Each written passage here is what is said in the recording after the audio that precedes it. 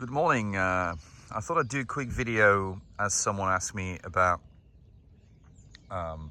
twigs, living in a very windy area and having twigs and branches in the garden. How will Luba deal with them? As you can tell, this is my back garden, and there's nothing. It's in a fairly open area, the field behind, and the trees are much farther. So when it gets windy, it gets very windy here. Okay.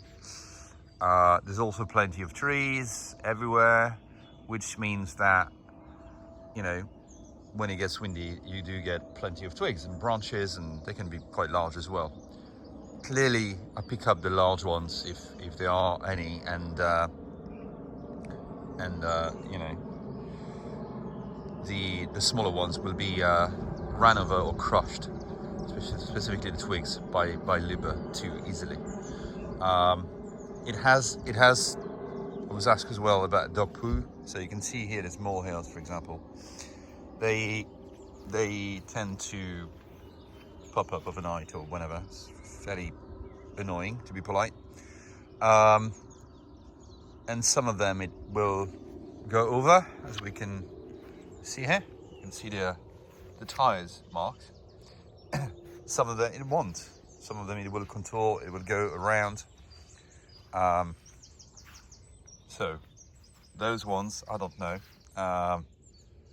but you know, the point is it has several sensors on the actual mower plus a front camera, so it will tend to pick up things which have a certain height. When it's super flat, if you leave a shoe on the floor, it might pick it up. If you leave you know, flip-flops, I'm very, you know, skeptical that it would. So yeah, that's pretty much, I think, the thing that would happen with any robot mower, just to be aware of. But obviously it will pick up an animal, it will pick up a person, it will pick up you know, anything with a certain height. As for poo, I would suspect it won't pick up poo, because that's going to be flat unless it's massive.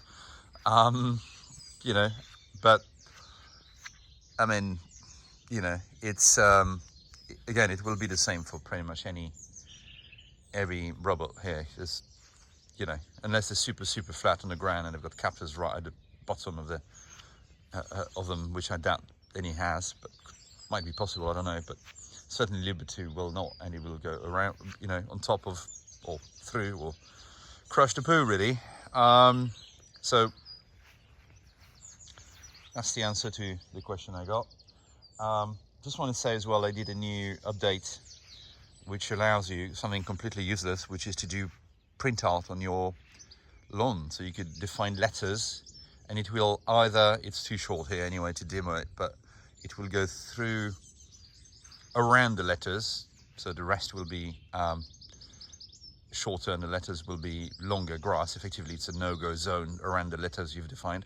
Or you can do shorter cuts or mowing within his actual letters, and you know, and a bit longer around it, which should make them stick out. I can't quite see why somebody would want to have their initials or name or whatever on the grass. I think it's limited to 10 characters anyway. But there you go, they've done that, and a lot of you know, technical points which allows you to rename the zones and manage the zones and the tasks, and etc. But yeah, generally speaking, still very happy. You know, it tends to work quite well. It manages itself, as I said. I think it actually, when you have a complex garden like that with trees and bits and pieces, and there's some parts at the front, and it takes a little while. Yes, it takes technically, you know, the time it takes you to walk around it with a robot to define the areas and the no-go zones and go around the trees, and if they've got roots and so on. But the point is, it's you keep making it better and better and better, and you realize that depending on the shape that you choose, so if I decide to go in each and every corner, or if I decide to make that area really as much as possible, I know it's not you know, if I choose to make it a rectangle, for example, it will, you know, depending on the pattern I choose to mow, it will cut in, you know, not horizontal, diagonal lines. This is the case here. Or it will tend to be more straight lines when I'm facing the side of the garden, at least. So anyway, there's little tricks that you would get and pick up as you use it. But quite frankly, again, I've used many robots, including some of the very, very, very first ones. You know, this is the one I like the best, and I don't have any shares in their company whatsoever. Then I had to pay for mine, and I've got 0 subscriber. So you know, it's not that I'm trying to gain anything from it, other than sharing it with somebody else who would want to buy one. I know there are other ones with RTK, you know, this sort of satellite thing. It helps it to know where it is, and it's super precise. But they, you know, I haven't tried them, so there could be some very good ones out there. I have no idea. But I just like the fact you can go, especially if you've got a hilly garden, it can go up some fairly steep hills, big wills. So very, very rarely get stuck, to be honest, unless it's stuck in an object. So yeah, my whole idea behind the robot was to not worry about it, not to look at it, not to do anything with it, not to go and get it unstuck, not to deal with it, not to think about it, and just have it lawn, you know, which I hate doing. So some people love it, fine, I don't. So yeah, have a clean garden. That's pretty much all I want without thinking about it. Certainly, I've found, you know, this is very, very good for it.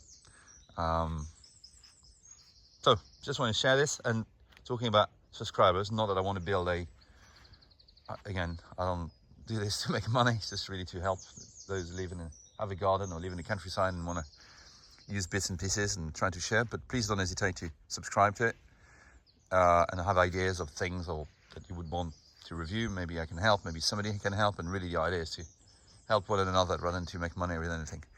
Anyway, have a good day, and any question, let me know. Cheers.